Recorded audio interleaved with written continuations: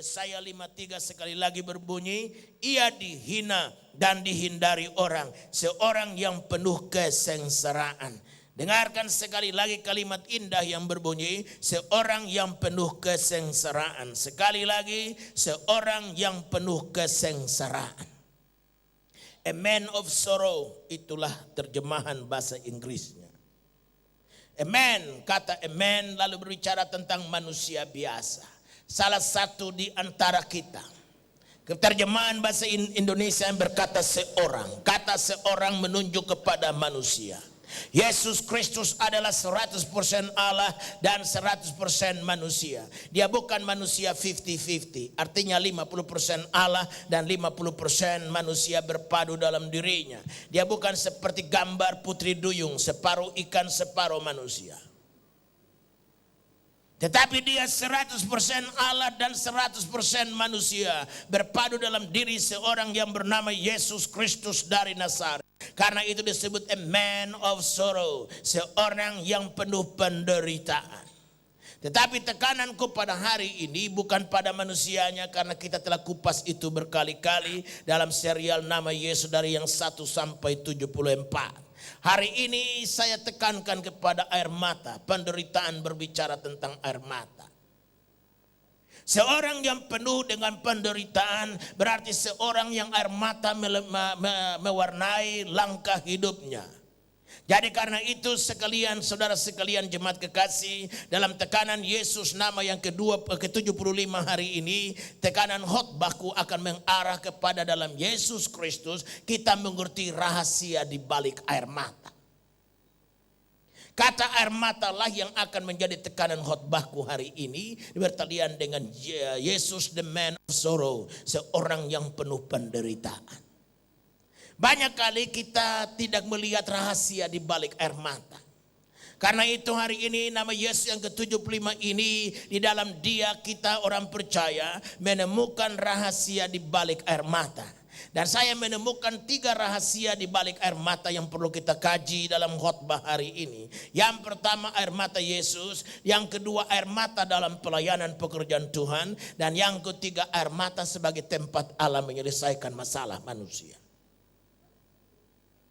Hal yang pertama air mata dari Yesus Kristus. Hidupnya tidak dapat dipisahkan dari air mata. Saudara sekalian, tidak pernah saya baca Alkitab dan Tuhan Yesus dicatat maka tertawalah Yesus. Hahaha. Tidak.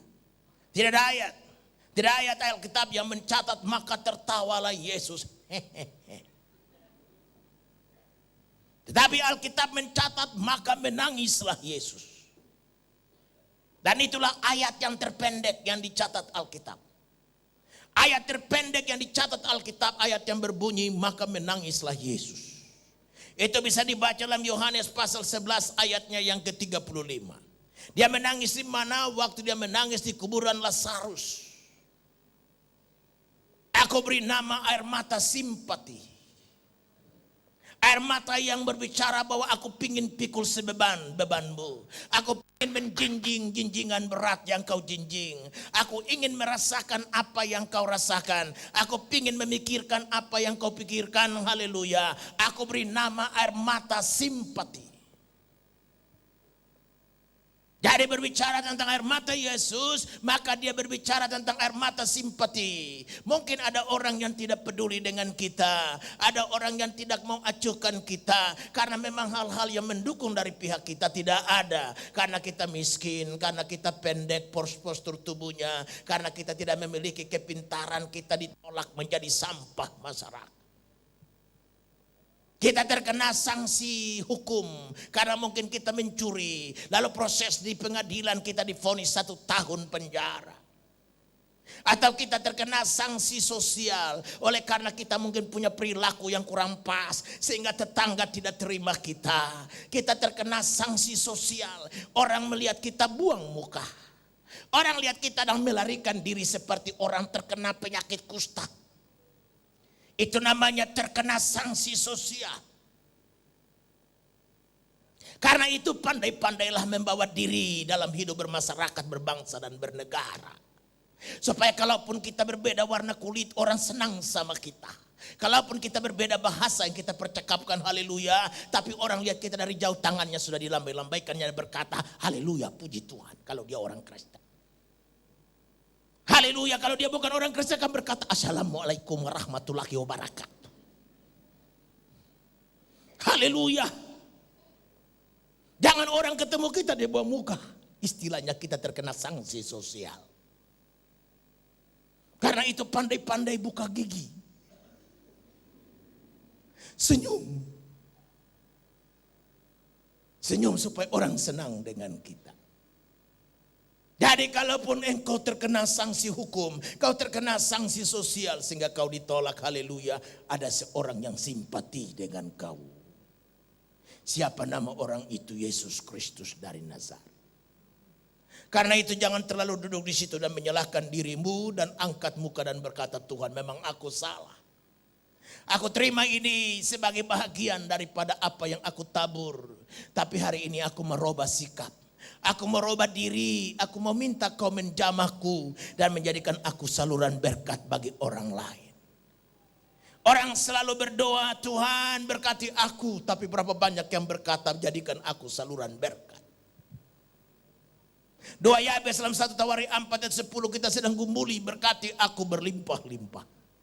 Tapi berapa banyak juga menyambung doa Yabes ini dengan berkata, setelah engkau berkati aku berlimpah-limpah, jadikan aku juga saluran berkat bagi orang lain yang memerlukan bantuan. Tuhan Yesus menangis di kuburan Lazarus, menyatakan air mata simpati. Tetapi juga waktu dalam Kisah Rasul dalam Lukas pasalnya yang ke-19, khusus ayatnya yang ke-41 dikatakan di sana Tuhan Yesus menangis. Tuhan Yesus menangis di Yerusalem pada waktu ia sedang menunggangi seekor keledai. Dan akhirnya orang semua membuka bajunya, letakkan di jalan di mana keledai itu akan lewat. Mereka ambil pelepah korma dan pelepah-pelepah pohon lainnya, mengeluk-elukan dia. Tapi dia masuk dengan satu pedih hati, dengan satu beban dalam hati. Katakanlah dia pada satu menjadi the man of sorrow, orang yang penuh dengan penderitaan. Karena dia menangisi Yerusalem dan berkata, Yerusalem, Yerusalem yang membunuh para nabi. Aku datang padamu seperti seekor induk ayam yang hendak menaungi anak-anaknya di bawah kepaknya. Tapi kamu menolak aku. Tangisan ini kuberi nama tangisan oleh karena kekerasan hati manusia. Jika saja aku mendengarkan firman berkali-kali dan aku tidak menanggapi firman itu, aku menganggapnya sebagai angin berlalu, maka aku sedang memperbanyak air mata Tuhanku. Apapun firman itu yang kudengar menyenangkan hatiku ataukah tidak menyenangkan hatiku. Dan aku tidak memberikan tanggapan kepada firman itu dengar. Apakah istilah padaku istilah kekerasan hati. Dan kalau aku ada pada posisi mengeraskan hati terhadap Tuhan, aku sedang memperbanyak air mata Tuhanku. Dia akan juga tetap di surga sana menangisi aku. Jika saja GBI mau bersatu dalam kelompok yang lebih besar, lebih dari kepentingan pribadi seseorang, mengeraskan hati untuk tidak mentaati perintah agung Tuhan, untuk pergi kemana-mana dan memberitakan Injil itu, tidak pergi dan menjadikan dirinya saluran berkat.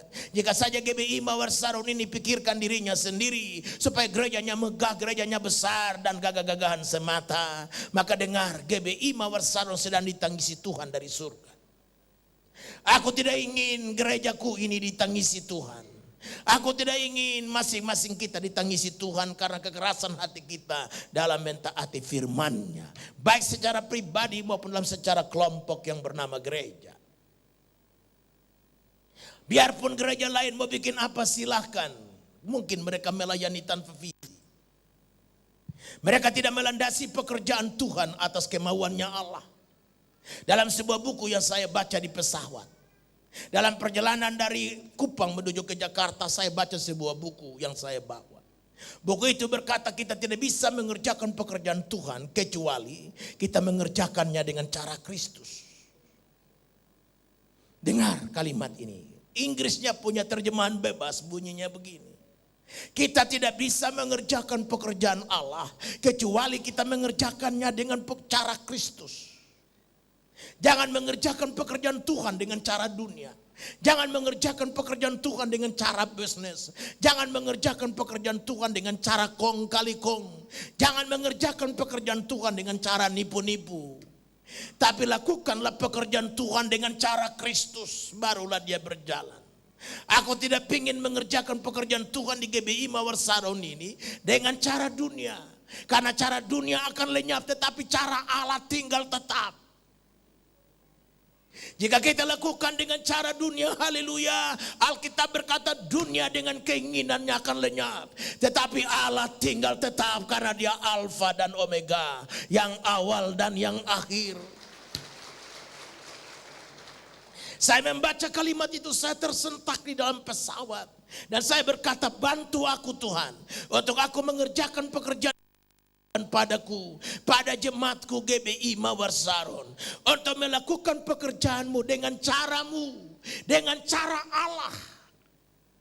Dan cara Allah tertera pada firman-Nya. Haleluya. Cara Allah tidak bisa kita baca pada majalah. Cara Allah tidak ada pada buku komik. Cara Allah ada pada firman-Nya. Aku bersyukur buat Alkitab yang aku bisa baca dalam bahasaku sendiri. Aku tidak perlu susah untuk menyimak maknanya, karena buku ini beralam bahasaku sendiri. Aku berterima kasih untuk Lembaga Alkitab Indonesia yang telah mewujudkan firman Allah dalam bahasaku. Dalam bahasa kita, bahasa Indonesia. Aku tidak perlu dalam bahasa Ibrani, karena jika dalam bahasa Ibrani, opungku yang ada di Tarutung tidak mengerti. Karena bahasa Bataklah yang dipakainya, haleluya. Tapi Alkitab ini sudah dalam bahasa Sunda, sudah dalam bahasa Batak, sudah dalam bahasa mana-mana pun.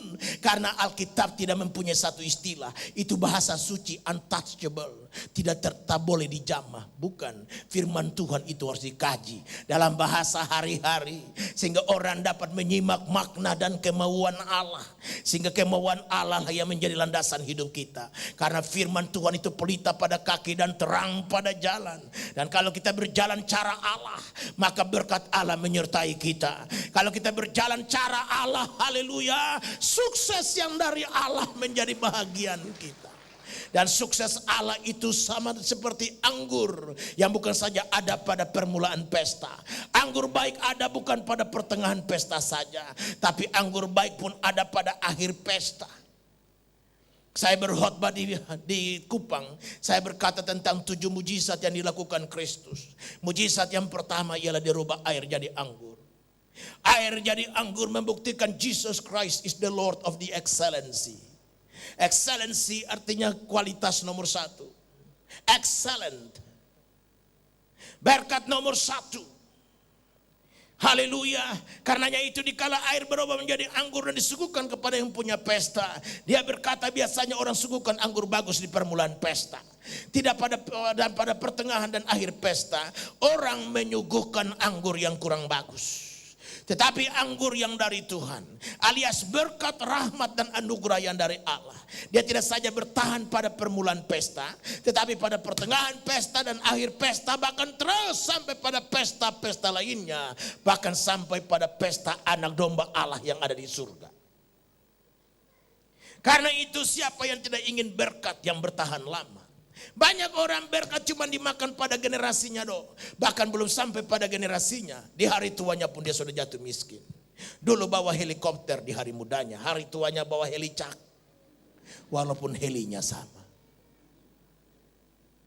Siapa yang rindu di hari mudanya bawa helikopter, di hari tuanya bawa helicak? Walaupun kata helinya sama. Tapi haleluya, kita mau di hari muda kita ibarat permulaan pesta, kita bawa helikopter. Masa muda kita, tua kita bawa helikopter. Anak kita pun bawa helikopter, cucu kita pun bawa helikopter, cicit kita pun bawa helikopter. Cicit kita punya cicit lagi, berarti berapa generasi selanjutnya sampai kita kehilangan bahasa. Untuk membahasakannya tetap bawa helikopter. Sampai cucunya yang kesekian ratus turunan, namanya yang pertama helikopter Waluyo.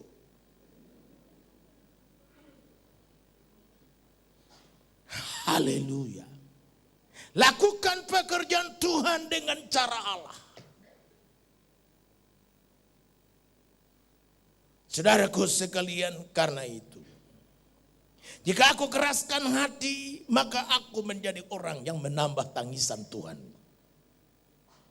Jangan keraskan hati. Duduk dengan sikap hati, berkata berfirmanlah, aku siap mendengar. Datang dalam ibadah dengan kesiapan hati seperti itu. Jangan lagi pandang aku sebagai manusia. Jangan pandang lagi aku yang membawa firman ini sebagai seorang yang biasa. Tapi duduklah dengan sikap Tuhan kaulah yang meminjam mulut hambamu dan berkata-katalah. Dan kalau kita duduk dengan sikap hati seperti itu, tidak ada seorang pun di antara kita yang tinggalkan ruangan ibadah ini dengan hati yang tidak dijamah Tuhan. Air matanya Yesus berbicara tentang air mata simpati. Air mata Yesus berbicara tentang air mata jika kita keraskan hati. Jika kita berjalan bukan turut maunya Allah, tapi turut mau kita sendiri. Kita tidak berjalan seturut dengan apa yang Allah kehendaki, tapi berjalan menurut kehendak kita sendiri. Air mata Yesus Tuhanku yang ketiga ialah air mata di Taman Getsemani. Dalam Lukas 22 ayat 44 berkata, maka keringatnya berubah menjadi darah. Saya berpikir-pikir mungkin air matanya sudah tidak ada lagi. Dia sudah menangis begitu rupa sampai air mata udah gak bisa keluar. Yang keluar cuman keringatnya. Kalau air mata keluar dari mata, air keluar dari mata namanya air mata. Tapi kalau air keluar dari badan namanya keringat. Yang pasti adalah air yang keluar dari badannya. Berarti air matanya mungkin sudah kering sehingga keringatlah yang berubah jadi darah. Aku beri nama air mata di Taman Getsemani adalah air mata tanggung jawab. The tears of responsibility. Air mata tanggung jawab. Jika saja aku suami melalaikan tanggung jawabku, aku sedang menambahi air mata Tuhan. Jika saja kita sebagai istri melalaikan tanggung jawab kita, kita sedang menambah air mata Tuhan. Masing-masing kita punya tanggung jawab. Baik sebagai anak, sebagai orang tua, sebagai karyawan, sebagai majikan, sebagai suami, sebagai istri, dan sebagai gembala. Dalam mempersiapkan khotbah ini saya duduk dan menggumulinya dalam doa dan saya berkata, Tuhan, tolong aku untuk mengerjakan pekerjaanku sebagai gembala. Aku tidak mau jadi gembala yang menggembalakan diriku sendiri dan bukan umatmu. Dalam Yehezkel pasal 34 Allah marah kepada gembala-gembala. Oleh karena mereka tidak menggembalakan umat Tuhan, tapi mereka menggembalakan dirinya sendiri. Saya kadang-kala sedih membaca di berita di koran, teman-teman yang berkhotbah sampai 7 kali, 8 kali. Mereka baru di Pluit baru jam 8, di Kelapa Gading sudah mesti muncul jam 9. Saya pikir-pikir dia khotbah model apa. Sampai kadang-kala belum selesai khotbah dia sudah mesti kabur untuk mengejar khotbah yang berikutnya. Sehingga jemaat tidak lagi menerima doa berkat dari mereka. Saya pikir-pikir apakah kita sedang mengerjakan pekerjaan Tuhan dengan cara Allah atau pekerjaan Tuhan dengan cara bisnis. Saya kadang-kala bertanya-tanya dalam hati. Apakah itu yang disebut menggembalakan? Dalam sebuah buku yang saya baca berjudul Gembala Jemaat. Yang dimana saya sendiri diminta untuk memberikan kata sambutan pada buku ini. Beberapa tokoh yang dianggap berperan dalam gereja di Indonesia ini diminta kata pengantarnya. Salah satunya Dr. Nathan Setiabudi dari Ketua PGI. Dan saya salah satunya diminta sebagai tokoh. Saya dengan senang hati memberikan komentar pada buku itu. Karena saya memberi kata sambutan bukan kata sambutan tapi kata komentar pada buku itu. Maka buku itu setelah terbit dikasih saya cuma-cuma. Dan saya membacakan lembaran buku demi buku dari buku itu. Walaupun saya telah membaca naskahnya sebelum saya memberikan komentar pada buku itu. Salah satu kata yang menarik ialah kata gembala. Definisi dari gembala dalam buku itu dikisahkan bahwa gembala berasal dari kata shepherd. Shepherd berasal dari akar kata sheep, domba. Jadi gembala dikaitkan dengan domba. Berarti gembala bukan gembala kalau tidak ada domba yang digembalakannya. Saya sudah pernah mengungkapkan dari mimbar ini, saya tidak bernama gembala sidang. Kalau nggak ada sidang yang bernama GBI Mawar Saron yang saya gembalakan. Saya bernama gembala sidang karena ada sidang yang bernama GBI Mawar Saron. Keterikatan kita di situ. Aku gagah-gagahan disebut gembala sidang, tapi namaku itu ada karena ada saudara. Saudara tidak ada, saya tidak bernama gembala sidang. Saya mungkin cuma bernama pendeta atau penginjil. Tapi berani-berani saya pasang kartu nama dengan nama Yakob Nahwai garis bawah di belakang, di bawah ditulis gembala sidang. Maka saya harus kaitkan diriku dengan sheep, dengan domba-dombanya Tuhan yang perlu digembalakan. Nah, kata gembala juga dalam bahasa Ibrani, karena memang diungkap dari Yehezkiel pasal 34, otomatis bahasanya adalah bahasa Ibrani. Maka kata Ibrani untuk gembala adalah ra'ah. Kata ra'ah artinya memberi makan. Berarti domba harus diberi makan oleh sang gembala. Jadi gembala yang tidak memberi makan dombanya tidak boleh bernama gembala. Karena itu saya sudah khotbahkan berkali-kali dari mimbar bahwa kalau saya tidak berkhotbah hari Minggu, saya tidak boleh makan kolekte gereja sebagai bahagian gaji yang ditetapkan bagiku oleh organisasi. Akan bernama gaji haram kalau aku tidak berkhotbah tiap minggu dan berani makan gaji. Karena itu kalau saya adakan mimbar ini, minggu pertama pendeta lain, minggu kedua pendeta lain, minggu ketiga pendeta lain, minggu keempat pendeta lain. Dan kalau ada minggu kelima baru aku berkhotbah, maka aku tidak boleh bernama gembala sidang, tapi bernama pendeta minggu kelima. Dan kalau aku mendapat menjadi gembala minggu kelima, maka aku tidak boleh makan kolekte gereja. Dan kalau aku makan kolekte gereja sebagai bahagian gajiku, dan itu aku belanjakan kangkung dan kangkung ditumis dan aku makan, dia ciptakan kanker dalam perutku. Karena gaji itu bernama gaji haram. Karena itu aku berdiri dan berkhotbah, karena tanggung jawabku. Dan kalau aku lalaikan tanggung jawabku, Tuhan Yesus di sorga menangisi aku. Dan aku tidak mau dia menangisi diriku. Karena aku tidak mau menambah air mata Tuhanku. Aku berkata cukup sekali kau menangis untuk selamanya. Aku tidak mau menambahkan air matamu. Pendeta lain mau menambahkan air mata Tuhan Yesus, biarin. Aku tidak mau. Karena aku tidak melayani karena uang, aku tidak melayani karena pangkat dan kedudukan. Aku melayani karena Tuhan memanggil aku untuk menjadi pendeta. Ini pekerjaan panggilan, haleluya. Aku tidak memilih pekerjaan ini bagi diriku, tapi Tuhan memilihnya bagi aku. Dia berkata bukan kau yang memilih aku, tapi aku yang memilihmu dan menetapkan kamu supaya kamu pergi dan mengeluarkan buah. Karena itu ini bukan pekerjaan aku mau. Aku tidak mau pekerjaan ini. Pekerjaan ini Tuhan mau dan dia menetapkan aku. Dan kalau dia menetapkan aku, dia akan bantu aku untuk berdiri di belakang mimbar tiap minggu. Dan saya beri jaminan dalam namanya. Kau boleh datang setiap minggu dan dengar khotbah baru selalu. Karena berkat Allah tidak basi. Berkat Allah selalu baru setiap pagi. Haleluya. Saya jamin karena Tuhanku tidak mengecewakan aku. Dan aku yakin dia pun juga tidak mengecewakan siapapun. Dia Tuhan yang luar biasa. Aku bangga mengenal rahmat dan anugerah. Karena itu aku berdiri dengan otoritasnya. Aku berdiri dengan inspirasinya. Aku berdiri dengan memohon, bantu aku untuk memberi berkat bagi umatmu. Mereka tidak boleh pulang dengan kosong, tapi mereka pulang dan berkata sesungguhnya Allah hadir di antara kita dan melakukan perkara yang besar. Haleluya. Saudaraku sekalian, karena itu saya merasa jika aku tidak memberikan makan bagi saudara, aku berdosa. Gampang untuk pendeta Yakub pasang orang di belakang mimbar ini. Siapa yang tidak kenal pendeta Yakub Nahwai? Tinggal panggil saja, orang datang. Lalu kasih berkat yang pas buat dia. Siapa yang gak mau? Orang akan merasa suatu kehormatan berkhotbah di gereja sebesar GBI Mawar Sarun. Apalagi nanti gedung 10.000 berdiri. Dailah, orang rasanya ampun dah. Saya bisa atur siapa saja berkhotbah di sini. Tinggal saudara mau pendeta mana? Mau yang hitam bisa, putih bisa, coklat bisa, sawo matang bisa, sawo kematangan juga bisa. Tinggal kau bilang jemaat kekasih, aku bisa hadirkan. Tapi tanggung jawabku mengatakan nehi, nehi.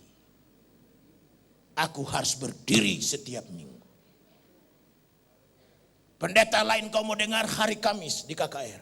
Itu pendeta lain punya urusan. Kau mau dengar pendeta lain datang di KKR hari Kamis. Tapi kalau untuk GBI Mawar Sarun, kau dengar pendeta Yakub terus. Kau mau datang jam 6 pagi dia ada. Jam 9 pagi dia ada. Jam 1 dia ada. Jam 5 sore dia ada. Hanya kecuali umurnya semakin jalan, ini baru kita pikirkan. Karena aku sudah pikirkan sekarang kan aku 56 jalan nih. Aku umur 60, aku berkhotbah 3 kali. Umur 70, khotbah 2 kali. Umur 80, pulanglah dan terima berkat Tuhan. Tidak khotbah lagi, cuman panjatkan 2 berkat. Lah umur 80 pasti Mazmur sudah berubah menjadi mansyur. Tapi mudah-mudahan sih jangan ya. Iya dong. Nah kalau aku sudah 80, kamu juga mungkin udah 90 kali ya. Iya dong. Lah kita kan sudah kepala 5 ke atas, ini udah separuh abad Kak. Masa kita tetap tinggal muda terus, la ilah. Sampai umur 97 tapi belaga kayak 17. Ya nggak bisa, boleh-boleh saja. Tapi faktor umur membuat kita kan sudah nggak bisa begini lagi kan. Biar kita permak kiri, permakanan, tempel kanan, tempel kiri. Haleluya. Udah kelihatan peotnya. Haleluya. Jadi saudara sekalian, kita pokoknya harus kita terima apa adanya. Haleluya. Jadi saya berterima dengan tanggung jawab ini. Ya saya berkhotbah setiap minggu. Saya mesti beri makan saudara. Iya kan? Nah kalau saya tidak beri makan saudara, saya tidak boleh makan. Tuhan Allah marah. Tuhan Allah berkata kepada gembala-gembala Israel, kau makan dagingnya, kau ambil susunya, kau ambil bulunya, kau sembelih yang tambun. Tetapi kau tidak menggembalakan umatku, malah kau gembalakan dirimu sendiri. Saya nggak mau. Saya nggak mau gembalakan diri. Saya dipanggil untuk menggembalakan saudara. Haleluya. Jadi buat aku bukan soal. Mau dapat rumah ke nggak dapat rumah ke. Mau dapat mobil ke nggak dapat mobil ke. Ya atau pakai baju bagus atau pakai baju seadanya. Yang penting Yesus Kristus dimuliakan. Kerajaannya ditegakkan. Banyak jiwa diselamatkan. Jadi aku nggak terlalu pusing lah. Haleluya. Aku dapat rumah malah rumah aku jual untuk gereja. Saat di rumah dikasih sama Robi Cahyadi di apa namanya itu di Kelapa Cengkir sana, rumahnya dijual berapa ratus juta, 1 sen pun tidak aku jamah, semua sumbang gereja. Hal yang kedua, air mata dalam pelayanan pekerjaan Tuhan. Mazmur 126 ayatnya yang kelima berkata, orang-orang yang menabur dengan mencucurkan air mata akan menuai dengan sorak-sorai. Orang yang berjalan maju dengan menangis sambil menabur benih pasti pulang dengan sorak-sorai sambil membawa berkas-berkasnya. Dengar sekali lagi saya baca Mazmur 126 ayat 5 dan ayat 6. Orang-orang yang menabur dengan mencucurkan air mata akan menuai dengan sorak-sorai. Orang yang berjalan maju dengan menangis sambil menabur benih pasti pulang dengan sorak-sorai sambil membawa berkas-berkasnya. Saya melihat di sini air mata di dalam pelayanan pekerjaan Tuhan. Berarti pelayanan pekerjaan Tuhan itu dasarnya air mata. Bukan dasarnya hura-hura. Bukan dasarnya hanya seketika lalu terus kita lihat hasil. Enggak. Air mata berbicara tentang mau merayap dari bawah. Mau sengsara. Mau begitu ada beban. Ada banyak tantangan yang harus dilewati. Banyak pergumulan. Karena itu pekerjaan Tuhan itu harus kita kerjakan dengan cara Allah seperti saya bilang tadi. Bukan dengan cara bisnis, bukan cara manusia. Walaupun bisnis perlu masuk dalam pekerjaan Tuhan, ada unsur bisnisnya. Tapi bukan dengan cara murni, bisnis harus kita kerjakan pekerjaan Tuhan itu. Karena itu kita lihat di sini Tuhan Yesus Kristus sebagai penabur yang agung. Dia telah menabur, dia tabur, tapi yang dia tuai cuma 120 orang. 3,5 tahun Yesus menjadi gembala. Dia penabur. Bahkan dia berkali-kali memberikan perumpamaan penabur. Ada orang yang menabur benih. Sebagian jatuh di pinggir jalan. Burung dari udara datang memakannya. Ada yang sebagian jatuh di atas semak-semak berduri. Dan di atas batu. Dan karena di atas batu dia tidak bisa berakar. Dan matahari membakarnya. Habis dan hangus. Ada lagi yang tumbuh di semak-semak berduri. Dia tumbuh. Tapi karena semak berduri ada melilitnya dan dia mati. Tapi sebagian tumbuh di tanah yang subur. Dan dia menghasilkan buah 60 kali ganda dan 100 kali ganda. Dia mengungkapkan dirinya sebagai penabur. Dia telah menabur selama 3,5 tahun. Lewat mujizat yang dikerjakannya. Lewat khotbah yang memikat. Lewat berbagai tanda heran yang diperbuatnya. Semua orang mengikuti dia. Tapi pada saat dia tergantung di kayu salib. Dan pesannya, tunggu di Yerusalem. Karena kau akan dilengkapi dengan kuasa dari tempat yang maha tinggi. Berapa orang yang telah dituainya? 120 orang. Siapa berkhotbah lebih dahsyat dari Kristus? Tidak ada. Siapa yang lakukan mujizat lebih banyak dari Kristus? Jawabannya tidak ada. Tapi hanya 120 orang yang digembalakan, yang dimenangkannya. Di mana yang menyaksikan roti berubah, air berubah jadi anggur. Di mana yang mengalami kesembuhan. Di mana yang makan roti sampai kenyang sisa 12 bakul penuh. Semua lari tinggalkan dia. Itulah caranya. Dia telah menabur dengan keringat. Dia telah menabur dengan air mata. Dia telah menangisi Yerusalem. Berapa penduduk Yerusalem yang bertobat? Dia menabur dengan begitu canggih saja 120 orang. Bagaimana saya sebagai gembala yang bisa bangga sekali buka 500 orang, sekali buka 1.000 orang. Pasti saya pakai cara-cara yang bukan cara Allah. Saya berkali-kali berkelakar, kita mau penuhin ini gedung, gampang. Pasang aja merek besar di depan pintu sana. Gereja dulu, Gereja Bethel Indonesia Jemaat Mawar Saron. Jalan Hibrida Timur Kelapa Gading Permai Jakarta Utara. Nomor telepon jangan lupa 458 43 455. Fax ikut serta 458 43 454. Lalu di bawahnya tulis kalimat, barang siapa dengan setia ke gereja ini tanpa absen barang 6 bulan, maka kepadanya akan diberikan 1 susu, 2 kacang hijau, 3 kacang merah, 4 cornet beef, 5 ikan asin, 6 telur asin, dan 7 asinan. Dan terakhir di bawah, tiket bolak-balik Singapura selama 5 tahun sekali. Percaya saya kalau ini gereja gak membludak. Tapi itu cara dunia yang saya tempuh. Bukan cara Allah. Cara Allah ialah mulai dengan menangis. Lutut dan air matalah merupakan pupuk dan benih daripada pelayanan. Ini hasil air mata puluhan tahun. Jemaat kekasih, kau telah menangis. Hanya mungkin air mata itu tidak keluar disaksikan orang. Tapi batinmu menangis dikala kau diusir sana, diusir sini. Saya masih ingat waktu kita berbakti di gedung Sasana Daya Sakti, gedung tentara. Pagi itu ibadah jam 6 jalan, ibadah jam 9 jalan. Baru jam 5 sore, tiba-tiba komandan lapangan telepon saya ke rumah. Dan dia berkata, GBI Pendeta Yakub punya rumah kayak ini. Betul Pak, saya komandan yang mengatur gedung Sasana Daya Sakti. Bapak sudah tahu yang sore ini tidak ada kebaktian? Saya bilang, saya belum tahu Pak. Emangnya tidak dikasih tahu? Saya tidak tahu Pak, karena tadi pagi jam 6 kan sudah jalan ibadah, jam 9 kan sudah jalan. Ya betul, kami cuma izinkan itu karena ada wisuda para pendeta. Karena kami anggap itu wisuda, kami luluskan. Tapi sebenarnya izin ibadah hari ini tidak ada karena polisi tidak mengeluarkannya. Waduh, mendengar itu saya dan ibu langsung, saya bilang, Ma, mari kita segera berangkat. Kami berangkat maksudnya untuk negosiasi. Kami supaya bilang, Pak tolonglah. Relakan ibadah ini saja jalan Pak. Nanti saya umumkan jemaat supaya mereka tenang. Tapi tentara sudah komando dari atas begitu mau bilang apa? Tidak bisa Pak, ini keputusan komandan Pak. Saya negosiasi bagaimana, tidak bisa. Saya lihat dia sudah sisihkan bangku-bangku, semua dia sudah pinggir-pinggirkan. Sudah tidak ada pilihan lain buat saya. Saya cuma berdiri di muka pintu gereja, di pintu gedung itu dengan ibu. Dan setiap orang yang datang, kami salami. Kami bilang, tunggu sebentar. Kami lagi negosiasi apakah gedung ini bisa dipakai. Tentara yang jaga di luar bilang, enggak ada gereja, sudah pulang. Yang percaya pulang. Tapi ada yang bilang, kalau kami enggak lihat muka pendeta Yakub, kami enggak percaya. Maka masuklah jemaat. Bertambah. Jam 5 ibadah, sekarang sudah jam 6. Udah 6:30, mau tunggu sampai jam berapa?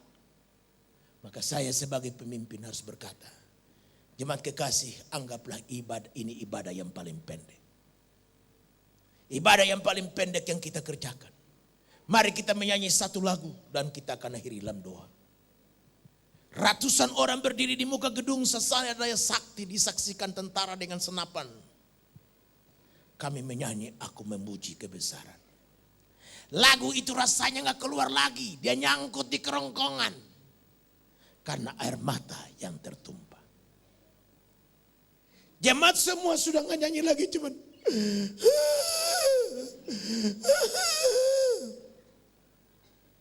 sudah tidak nyanyi lagi, hanya nangis. Karena lagu itu kita tidak bisa akhiri.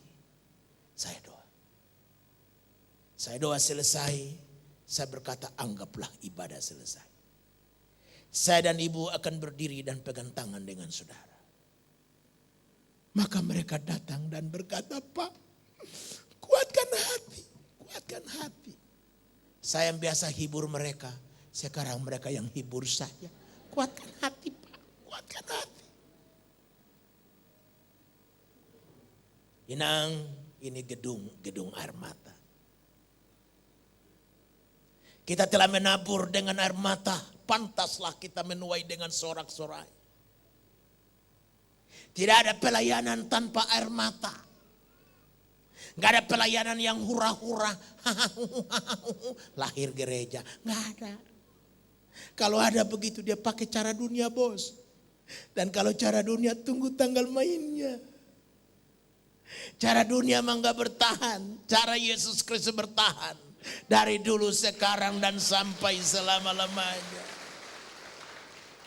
Jangan cara dunia kerjakan pekerjaan Tuhan.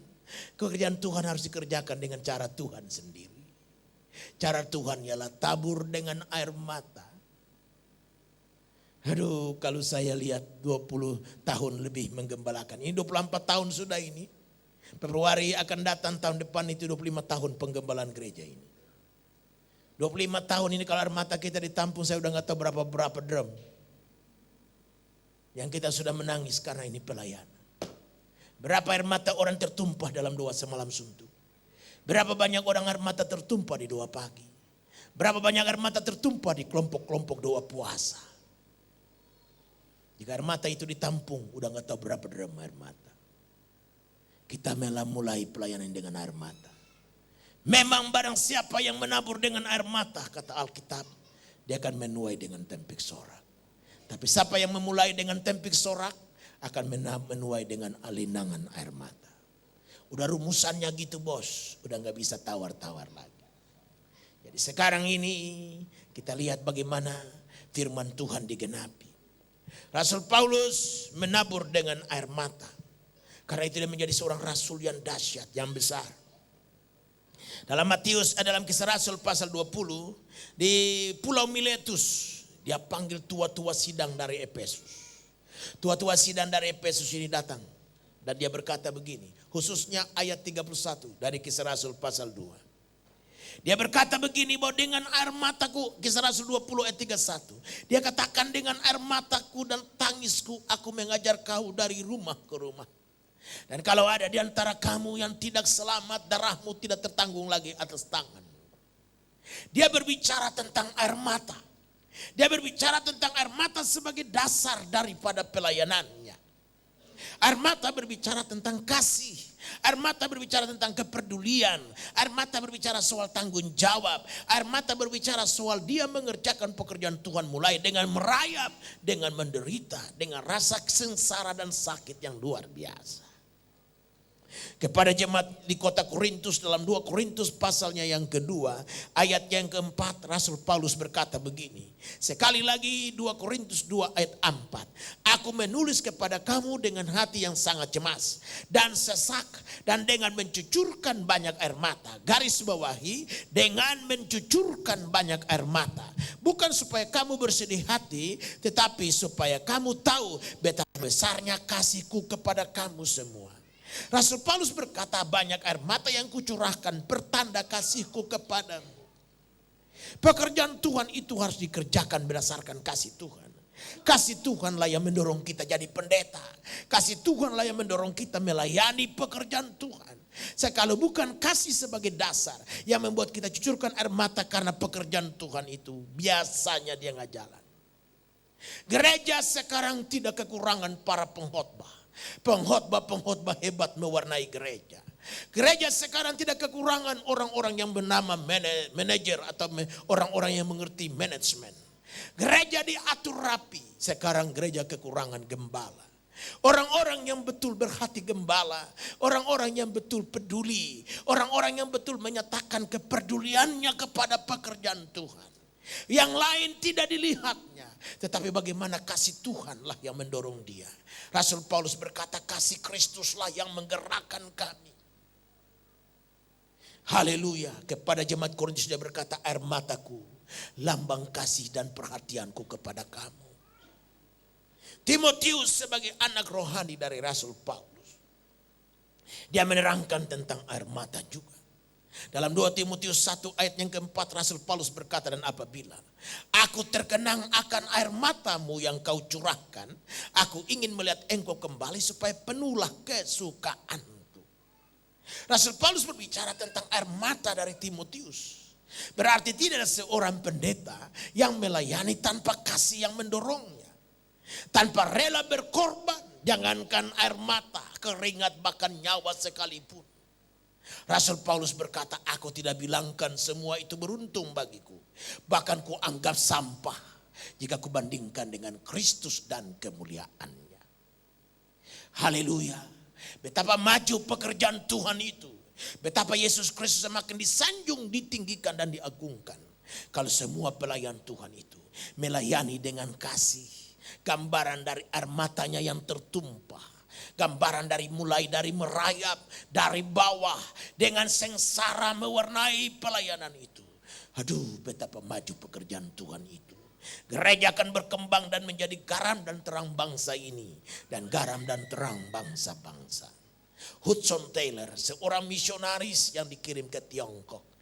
Dikatakan selama 50 tahun dia menjadi misionaris di Tiongkok. Satu hari pun tidak pernah orang menjumpai dia absen. Di atas lututnya menangis dan meraung kepada Allah sebelum matahari terbit. 50 tahun menjadi misionaris. Hudson Taylor di Tiongkok tidak pernah tercatat dalam sejarah misi bahwa di satu hari dia absen di atas lututnya menyembah Tuhan dengan tangisan dan seruan yang luar biasa untuk keselamatan Tiongkok. Sekarang ini Bapak Ibu Saudara, kalau dengar cerita-cerita dari Tiongkok, Anda akan terheran-heran.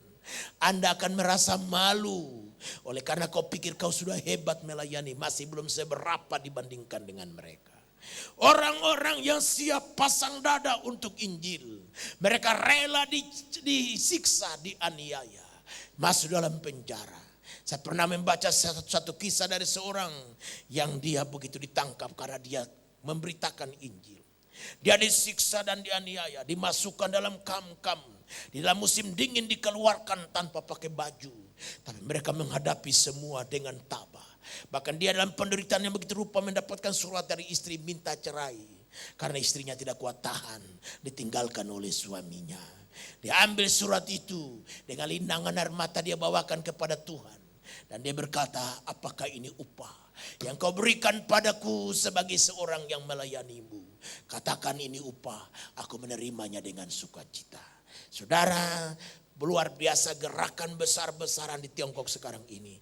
Ada hampir 100 juta orang Kristen tanpa disadari berada di Tiongkok sekarang ini. Menurut cerita sepintas orang-orang yang ke sana, bahwa setiap hari lahir 10 minimal persekutuan sel yang terdiri dari 5 sampai 10 orang. Karena tidak bisa lebih. Jika ada lebih dari 10 orang kumpul di mana saja di Tiongkok, dianggapnya makar, dianggapnya itu tindakan lawan pemerintah. Tapi 10 orang ke bawah boleh. Karena itu kelompok-kelompok kecil yang hanya terdiri dari 10 orang. Sangat tersebar di mana-mana. Saya waktu berangkat baru-baru ke daerah Ma'ansan, Anhui, Ma'ansan, di daerah pedalaman Tiongkok. Kami melihat dengan mata kepala sendiri.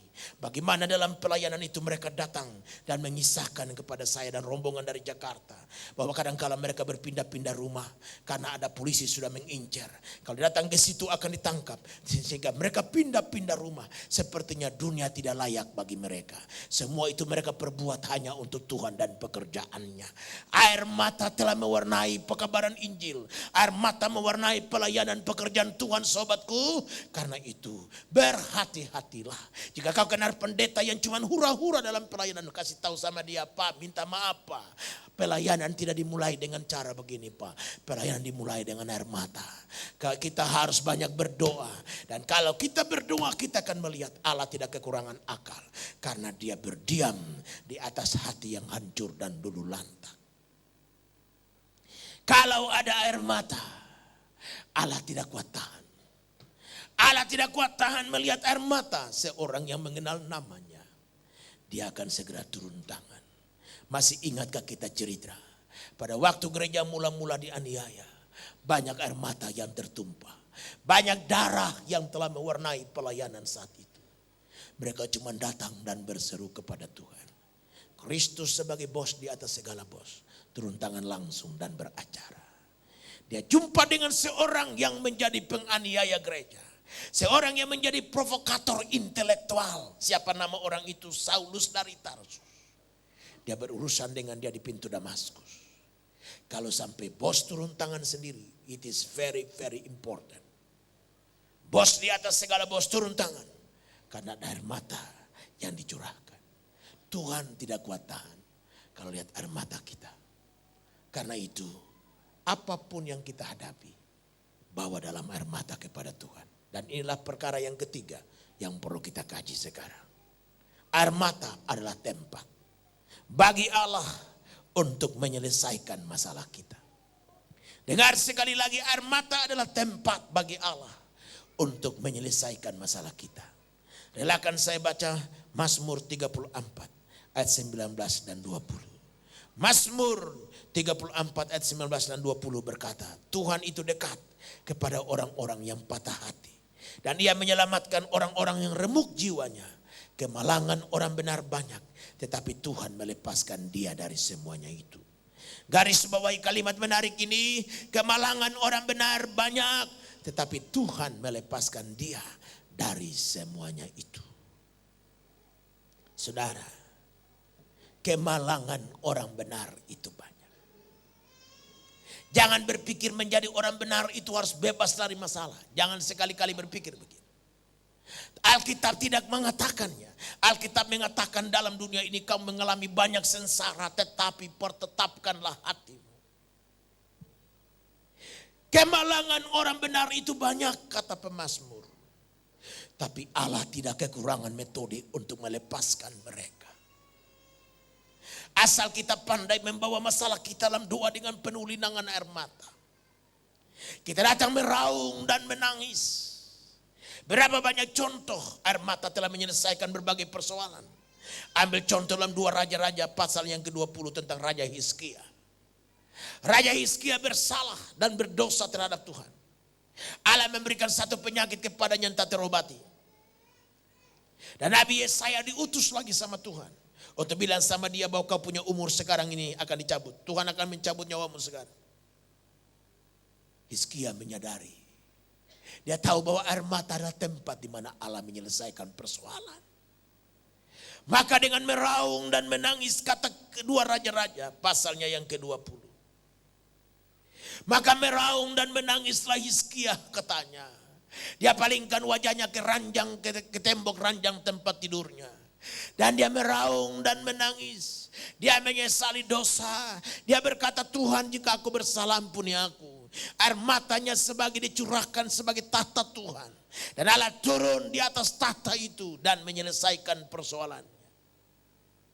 Alkitab mencatat, setelah menangis Hizkia, Nabi Yesaya disuruh balik dan berkata, Allah menambahkan usiamu 15 tahun lagi. Air mata adalah tempat Allah menyelesaikan persoalan. Saya tidak tahu persoalan kita apa. Persoalan gereja kita apa? Silahkan. Tapi air mata adalah tahta di mana Allah bersemayam di sana dan menyelesaikan persoalan kita. Air mata kita bisa dijadikan landasan hadiratnya. Bayangkan. Coba. Kita tidak usah perlu takut dan khawatir. Kita tidak usah lihat masalah kita, lihat Allah. Dan Allah jadikan air mata sebagai tempat pertemuan antara dia dengan kita. Luar biasa kan? Kita cuma pikir gereja Di mana 2-3 orang berkumpul Allah hadir. Tapi kita lupa air mata juga tempat pertemuan Allah dengan kita. Hebat kan? Mau ke gereja bisa aja mungkin ada halangan. Ongkos nggak ada, kendaraan nggak ada. Di rumah kau nangis saja. Tuhan turun. Tuhan jadikan air mata tahtanya. Lalu Tuhan bilang, apa anakku? Apa yang aku bisa buat sekarang? Tinggal ngomong. Dan Tuhan, aku ingin punya cucu.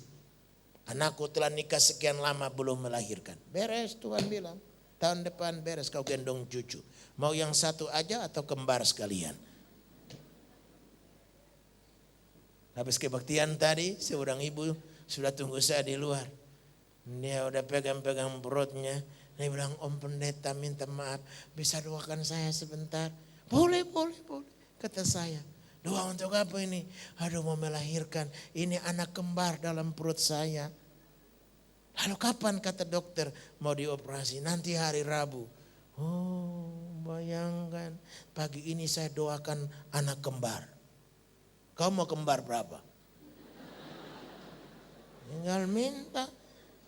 Mau kembar 5? Bisa. Kenapa tidak? Di koran pernah muncul. Di Meksiko ada orang kembar 6. Kembar 6. Udah kalau kembar 6 kayak marmut dong. Mau kayak marmut kayak biarin aja. Tuhan Allah bisa berkuasa melakukan segala perkara kan? Ya toh. Jadi kan saking kau minta cucu cuma 1, Tuhan Allah kasih 6. Nah gendong sampai terbingung-bingung di situ. Haleluya. Kurang apa Tuhan sama kita? Asal tahu menangis, ngerti? Asal bisa ketawa, asal bisa datang dalam doa dan berdoa keperluan dengan air mata. Nah hasilnya bisa tertawa. Tapi kalau digediku cuma bersungut. Bersungut bikin Tuhan Allah lari pontang-panting. Biasakan jangan bersungut, dikit-dikit bersungut, jangan. Bersyukur saja. Bilang Tuhan, kalaupun pikiranku belum mengerti masalah ini, tapi aku mau bersyukur saja. Aku mau bersyukur saja Tuhan. Dan bawa dalam doa dengan air mata, beres. Luar biasa. Jadi jangan biasakan bersungut, biasakan tumpahkan air mata. Nangis saja. Jangan nangis di muka orang. Datang Kak, tolong aku. Jangan, Tuhan gak suruh menangis di muka orang. Menangis di muka Tuhan. Haleluya. Menangis juga kadang-kala tolong kesehatan kita. Saya baca buku Greatest Health in God's Way. Kesehatan yang prima menurut cara Allah. Dia bilang bahwa menangis juga kadang-kala tolong kesehatan kita. Bahwa kalau kita ketawakan, kita sehat ya kan. Hati yang gembira adalah obat, tapi semangat yang patah keringkan tulang. Tapi kalau menangis juga kadang-kala tolong juga kesehatan kita. Jadi kalau jengkel nangis aja. Udah puas. Kalau nangis di muka manusia malu, di kamar mandi. Kalau di kamar mandi ada orang, pergi ke belakang pohon pisang. Nangis itu. Nangis juga penting sewaktu-waktu. Untuk apa? Kesehatan katanya. Telah diadakan penyelidikan di Amerika. Ada beberapa orang yang selalu cuman dia gak mau menangis karena gengsi. Dokter adviskan kalau memang kesal hati, nangis saja. Lepaskan. Jadi kalau nangis di muka bos gak malu, masuk ke kamarmu pribadi. Kalau kamarmu gak ada pribadi, pergi ke mobil saja. Lalu kunci mobil, nangis di situ sampai habis air mata. Haleluya. Pendek cerita, air mata adalah cara Tuhan untuk menyelesaikan persoalan kita. Jadi kita jangan ngadu sama siapa-siapa, kita tidak usah perlu khawatir dan takut, kita datang pada Tuhan dan lapor. Allah tidak kekurangan cara dan metode untuk menyelesaikan masalah kita. Mungkin bertalian dengan air mata sebagai tempat penyelesaian masalah, maka saya ingin menyinggung air mata yang saya beri judul air mata di balik pintu yang tertutup. Air mata di balik pintu yang tertutup, maksudnya air mata pada zaman akhir nanti. Alkitab berkata bahwa pada zaman Nuh bikin bahtera. 120 tahun diberikan kesempatan bagi Nuh untuk berkhotbah. Tapi tidak ada seorang pun yang menanggapi khotbah Nuh, malah ditertawakan. Mereka mentertawakan Nuh dan berkata, mana mungkin ada air bah. Mana mungkin masa air bah naik sampai di gunung begini tinggi. Seorang pun tidak ada bertobat. 120 tahun batas waktu sama Allah. Begitu selesai air bah pun turunlah. Air turun dari langit, mata air dari bumi dibukakan Tuhan, begitu naik air. Allah berkata kepada Nuh, masuklah. Bawa istrimu dan ketiga anakmu Sem, Ham dan Yafet dan ketiga mantumu. Lalu Alkitab berkata, maka Allah sendiri menutup pintu itu. Alkitab menegaskan jika Allah yang menutup tidak ada satu tangan yang membuka. Dan jika Allah yang membuka tidak ada satu tangan yang bisa dan sanggup menutup. Allah menutup pintu itu. Lalu Alkitab berkata, maka orang-orang pun datang menangis dan berkata, Nuh, bukakanlah kami pintu. Aku beri nama tangisan di balik pintu yang tertutup. Berarti tangisan macam begini namanya tangisan setelah habis karunia dan anugerah Allah. Apa gunanya tangisan lagi kalau pintu sudah terkunci? Mau menangis pada waktu pintu terbuka. Sesalin dosa pada waktu pintu rahmat masih terbuka. Tapi kalau pintu rahmat sudah terkunci, air mata sudah tidak bernilai lagi. Air mata yang dikatakan tabur dengan air mata akan menuai dengan bertempik sorak lalu tidak berlaku lagi. Air mata sebagai tempat perpaduan Allah dengan kita dalam penyelesaian masalah lalu tidak berguna lagi. Aku beri nama pintu, tangisan di balik pintu yang terkunci. Artinya Anda mau menangis setelah Tuhan mengambil anugerahnya, sudah enggak ada guna lagi. Mau menangis, menangislah sekarang. Alkitab berkata, koyakanlah hatimu dan bukan bajumu. Tangisan setelah pintu tertutup adalah cerita kedua tentang 10 anak darah. Alkitab berkata 10 anak darah, 5 bijaksana dan 5 bodoh. Yang bijaksana membawa pelita berikut minyaknya. Sedangkan yang bodoh cuma bawa pelita tidak memperhitungkan minyaknya. Lalu Alkitab berkata, maka karena lama mereka menunggu tertidurlah mereka 10-10-nya. Lalu tiba-tiba pada tengah malam kata Alkitab, terdengar suara mempelai datang. Lalu Alkitab berkata, maka bangunlah 10 anak darah ini. Lalu mereka masing-masing memeriksakan pelitanya. Yang 5 bijaksana ada minyak, pelitanya segera menyala, menyongsong mempelai yang datang. Tapi yang bodoh kedapatan minyaknya habis. Lalu dia katakan, dia datang kepada mereka masing-masing, kepada yang bijaksana berkata, berikan kami minyak sedikit. Yang bijaksana berkata, buat kami aja gak cukup, apatah lagi bagi sama kamu. Pergilah ke pasar katanya dan belanjakan minyak di sana. Sepeninggalnya 5 orang bodoh ini pergi beli minyak, dapat memang. Kembali lagi pintu sudah terkunci. Karena 5 yang bijaksana sudah masuk bersama mempelai. Lalu Bapak Ibu Saudara Jemaat kekasih bayangkan. Lalu mereka menangis dan bergetok, bukakan kami pintu. Bukakan kami pintu dengan air mata. Tapi terdengar dari dalam sang mempelai berkata, undurlah karena aku tidak kenal siapakah. Aku beri nama air mata di balik pintu yang terkunci. Selagi pintu rahmat terbuka, masuklah. Bawa diri sendiri, bawa keluarga, bawa seberapa yang kita bisa bawa. Dan dia yang mempunyai pekerjaan berkata, jika kau tabur dengan air mata, kau akan menuai dengan tempik sorak. Tuaian itu bukan nanti saja di sana. Sekarang pun kita sudah lihat, kita bisa nuai apa sekarang yang kita tabur. Mari kita bangkit berdiri dan kita datang dalam doa. Haleluya.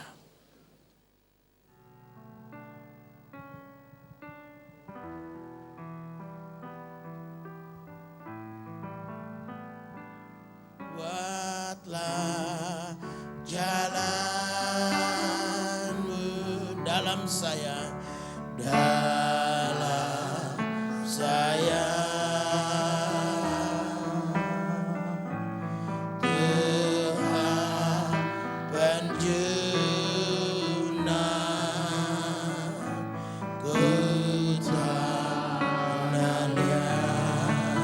Kau kerjakan turun mau